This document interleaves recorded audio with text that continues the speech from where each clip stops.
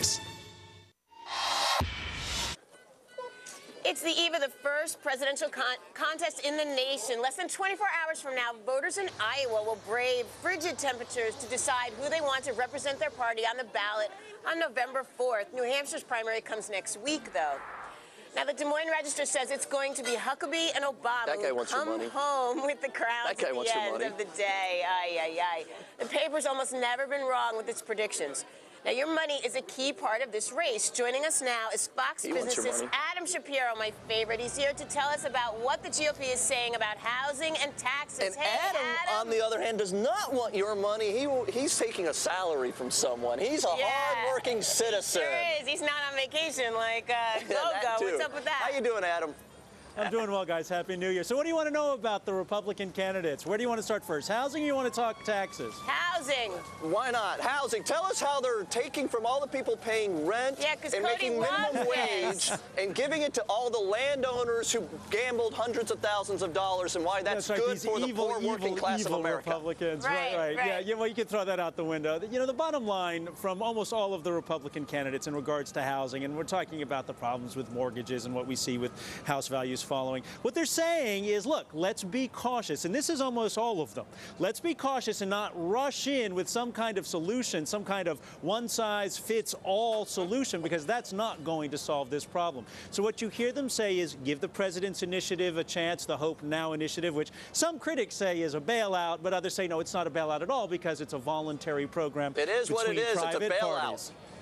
If it works, by the way, Cody, because there are a lot of people who say Hope Now isn't going to go anywhere. Right. But, you know, you got guys like Huckabee who says don't do anything. You got Giuliani who says let the economy be strong. If you have a strong economy, this market, the housing market, will correct itself. That's what Mr. Huckabee essentially is saying, and you can't out-correct a market. So that's what those two candidates are saying on it. The other three, and when I say three, I'm talking about the top five Republican candidates. Giuliani, Huckabee, McCain. Basically what they're saying is slow down. Don't rush into some kind of solution. Right, because preemptive action works so good in Iraq, we should definitely be preemptive with the credit crunch and the investment banks here in the U.S. Adam, let's talk about taxes.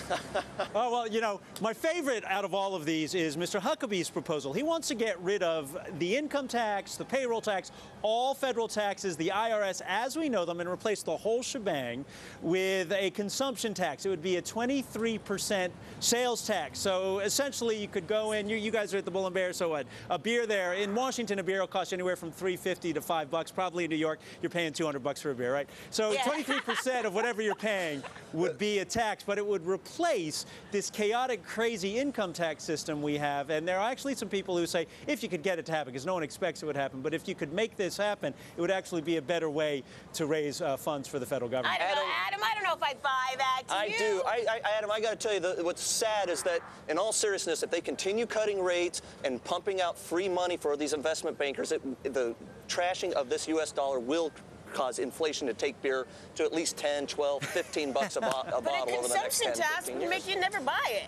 Hey, he's probably drinking the imported beer, too. Cody, you drink imported beer, don't you? There you go. It gets more expensive all the time, too. Thank you, Ben Bernanke. Oh, Adam, thank you so much. Stay warm. You're welcome, guys. Yeah, there's one other tax, by the way, the CHT, the correspondence heater tax. We're trying to get that one of the candidates to endorse that. It would require TV networks to buy outdoor heaters for cold weather correspondence.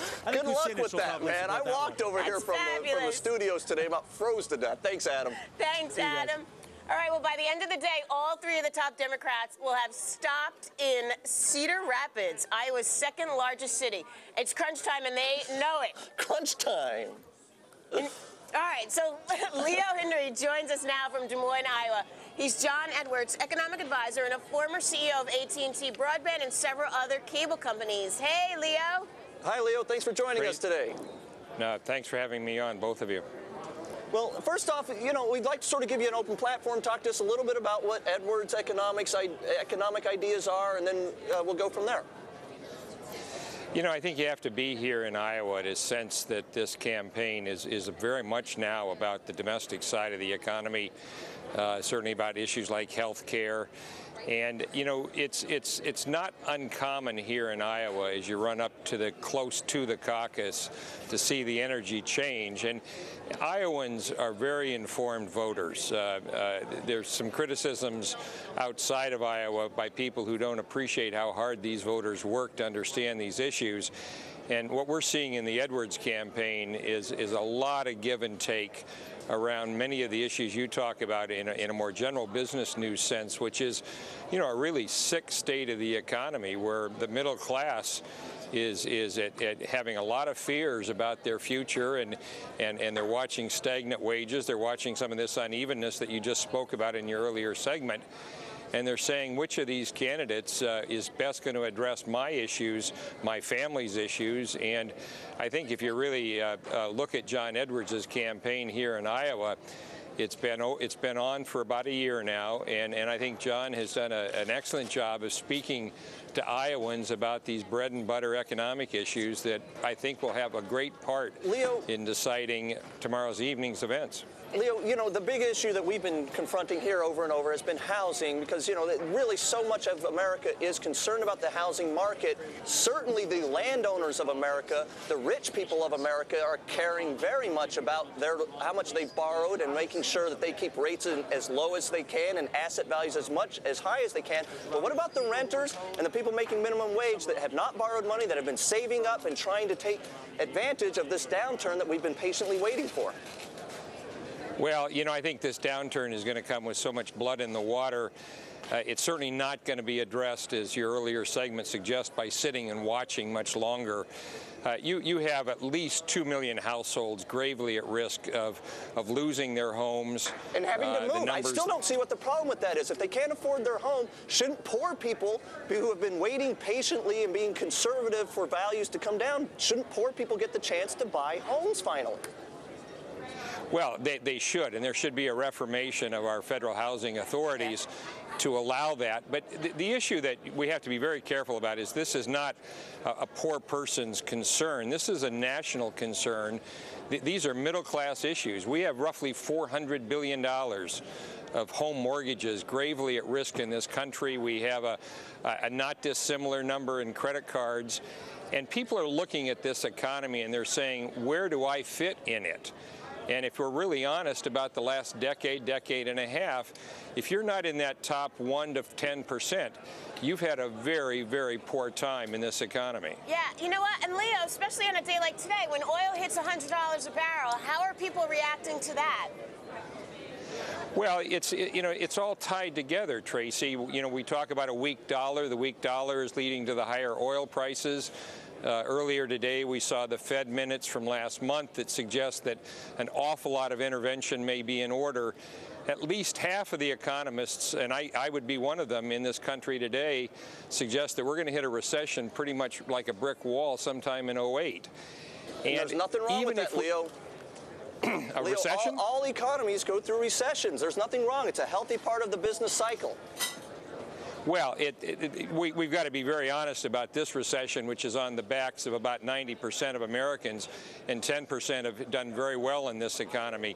This is the most uneven economy since 1928 by anybody's measure. And if you're not honest about that, if you're not honest about the degree of hurt that's going to come to the middle class and to millions of American families, you're really missing the boat here. You can't Leo, put this one. I fully agree with you, but that goes back to why I'm so against bailing out the homeowners, because that is the class that has benefited, and it is all the people who've been renting and making minimum wage that don't get those advantages. But Leo, doggone it, Thank you so much. We'll give you the last word, Leo, as we wrap out of this. Well, the last word is that this election, like many others, is going to be decided in large part on people's sense, Cody, of leadership around these economic and domestic issues. I certainly think, and have for a long time, I've had the privilege of being with him for now roughly 10 years, that John Edwards is that answer. I hope that's the case tomorrow night. Well, thank you so much, Leo. Good luck out there. Thank you so much. No, all right, I'm thank you both for having me on. The late night shows are coming back tonight, some with writers and some without. Which ones will come out on top? We'll find